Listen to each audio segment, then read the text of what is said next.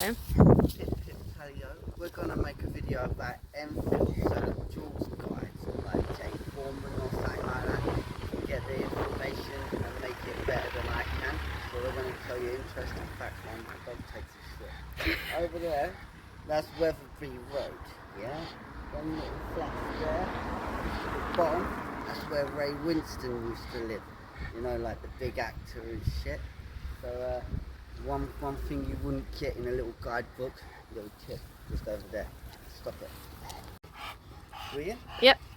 Cool. So yeah, while we go through Enfield, we're going to tell you stories about ghosts. We're going to tell you stories about famous people.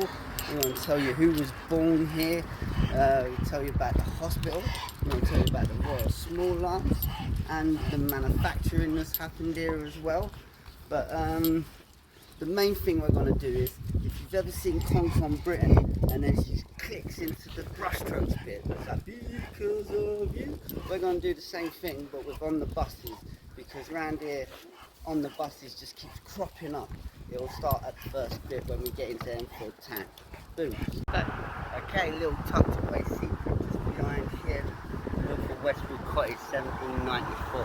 This house Charles Lamb lived. We're going to show you where Charles Lamb went to school as well. But he was a poet like Keats, yeah, but like kind of like a bad boy poet, I believe, back in the day. And that's all I know about him. But you wouldn't know it because it's just tucked away in there. Okay, now I'm gonna give you another interesting fact. Royal Enfield motorbikes never made in Enfield. They were made in Worcester. That's how I'm going to disguise that. Let's go. Apparently that motherfucker on both houses, it must have been a big house back in the day. Okay, we're in the middle of Enfield town. They can't actually build on because it's old plague pit. But if you look right round the corner, just behind here, this used to be a badass fucking toy shop, like better than Toys R Us before Toys R Us was invented. But on that corner there's a little camera, and on that camera it actually serves that rubber duck, the old wheat sheath behind it. So like the Hatton Garden robbers, the dude brings his jams right up there, backs it up in there, and then they take the diamonds out of one and put them in the other, and that camera there nabs the lot. Next. There's not much I can say about this Enfield Town Park apart from being on our side, but that's quite rare to be honest with you.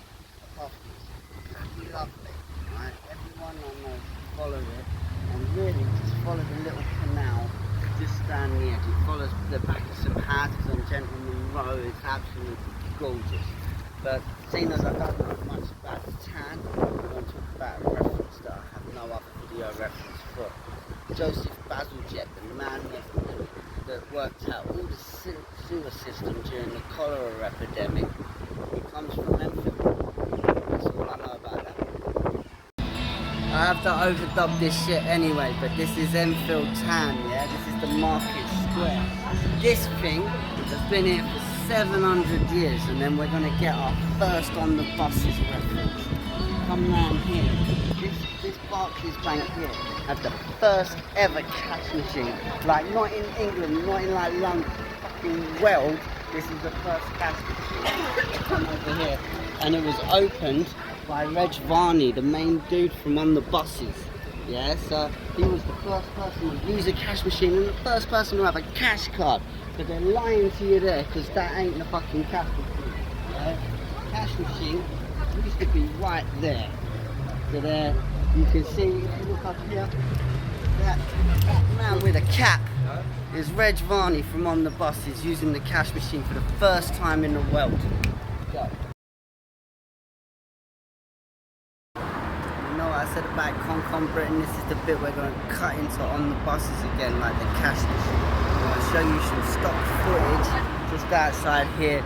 Reg Varney and that I Ate You Butler geezer standing outside Enfield Town Station. This used to be called Enfield Town East. Before it was a train station, Keats and Lamb, the famous poets, both went to school here. It was a school, they knocked it down, now it's a train station, get over it. See? Up there, Enfield Town Station, no bullshit.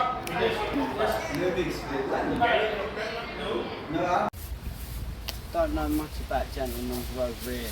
So if you was over that side there, you would be in the little park area that we just showed you. Check out these old fashioned doors. They must have been there for years. We keep coming down here now.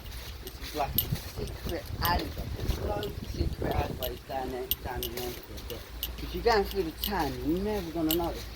But then you go through here and it's like a little wonderland. As you come through here, these buildings here, let's have a look. We're going to try and pretend like we know some shit. Yeah? So that there has got to be Georgian building, I would say. But you think that's old with a Georgian building, and then you come across something like this, which is definitely kind of Tudor. Must be Tudor because it's a wooden building. It's got the overhanging windows so you can throw your waste at before. And these here, this is, can you imagine if you live here, not only do you get that, you get that little bit there that's private to you, and then the garden behind it with the canal. I think it's got enough of Gentleman's Road. Clarendon Cottage, our famous Enfieldian Charles Lamb again. He gets about that guy, doesn't he?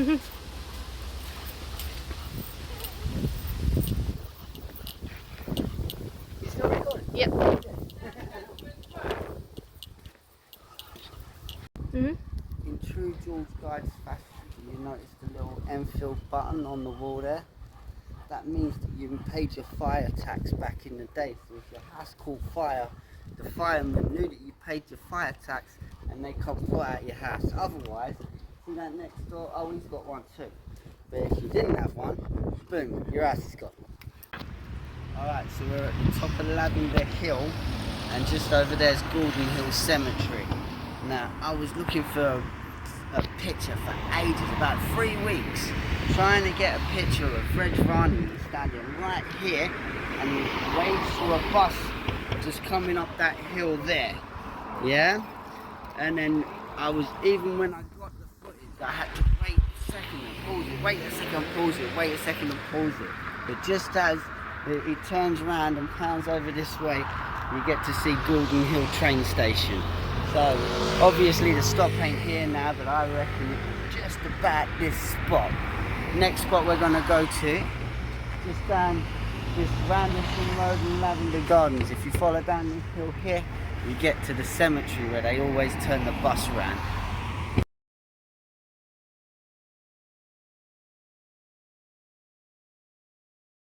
So it says on the internet that you get to see Lavender Hill Cemetery every episode, barring the last one. And I've put it on and I can't see it for love nor money. It took me 2 weeks to get the picture from the Gordon Hill station that I'm going to kind of superimpose in this bit. I'm looking for 2 weeks, and then I tell the missus I've got to watch 14 episodes of On the Buses, which ain't really my thing really. And then I got to watch 14 episodes to get so I can see this picture, and then she goes, boom, there you go. So it's not what you know, it's who you know.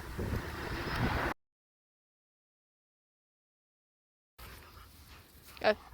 So this is Lavender Hill Cemetery from On the Buses. I think this is the last time I'm going to talk about On the Buses, but it's just down Cedar Road and Lavender Hill. When you find where it is in On the Buses, let me bloody know. Alright, so we're in Hilly Fields. Hilly Fields gets opened in 1894. Yeah, before that it was a dairy farm and people used to come up here to buy flowers to take into London to sell. The bandstand has been here since the 1900s, even though you'd think it was like pretty new. But there's pictures of it in the 1900s, and when you go this way, you end up at the Rose and Crown. The Rose and Crown was Mr. Knotts. Mr. Knotts is the grandfather of Dick Turpin. So Dick Turpin used to drink at this pub right at the end. And right next to the pub used to be a little offshore called Galley's Ice Cream. Galley's ice cream, every time there was like a little do here, all the alcohol and all the ice cream got sent from the pub. We'll get a picture of the pub when we get there.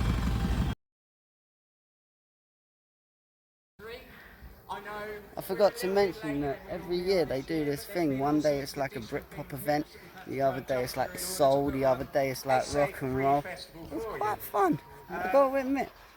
I'll meet you here if you're ever here. Okay, we're outside the Roasted Crown pub just behind 40 Hall. This pub used to belong to a guy called Mr. Knotts. Mr. Knotts was Dick Turpin's grandfather. And he used to say that he kept telling people stories that you'd always get Dick Turpin hiding in his pub. Whether they're true or not, no one knows.